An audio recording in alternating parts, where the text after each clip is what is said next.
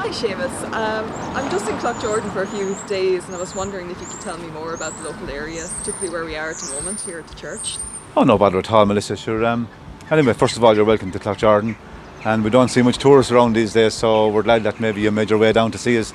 Yeah, we're here in front of St. Michael and John's Church, and we have a couple of nice little interesting things for people to see that they mightn't see anywhere else. I suppose, first of all, just to tell you that Cloughjordan is a place, I suppose, it's a little bit different. We had a very mixed community here down through the years.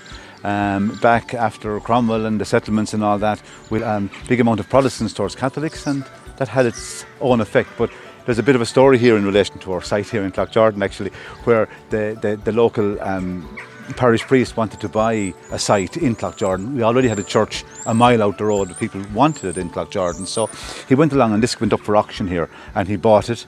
And everything was grand until people objected against it, the local people that had the money, and they said they didn't want it, so he had to rescind on that agreement.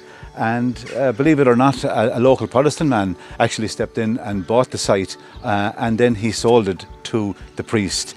Lord and Ali came along and he sanctioned it, so that was fine. All of a sudden we had a site in Cloughjordan.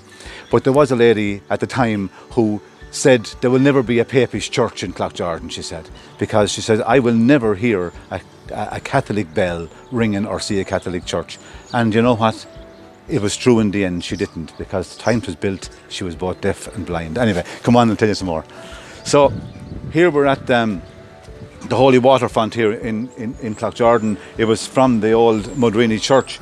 And this is a very unusual piece, because this is known as a Bullaun stone. And people thought, even by our little thing, that plaque there, that it was a holy water font, but it never was. It was used, believe it or not, by the priests when they used to be in pagan times and before it, and then Christianity came on, when they used to blend up different herbs.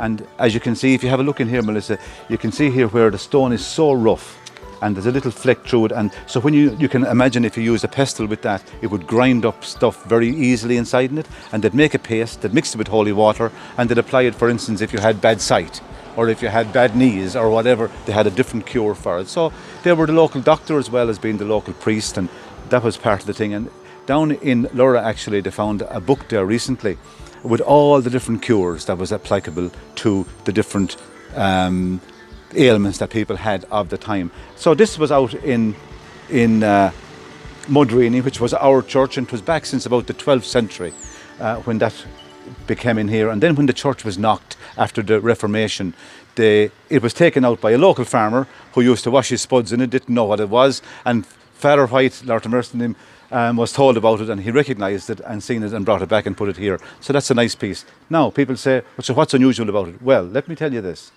There is no stone like this, and I mean the makeup, the conglomerate of a stone, there is none like that in North Tipperary or anywhere near it. So the nearest place this particular stone is found is in County Carlow. So back in the 12th century, they were able to bring this massive stone, how important it was to them, to Cloughjordan. So that is how it came to be here, and that's how we know how important the stone is.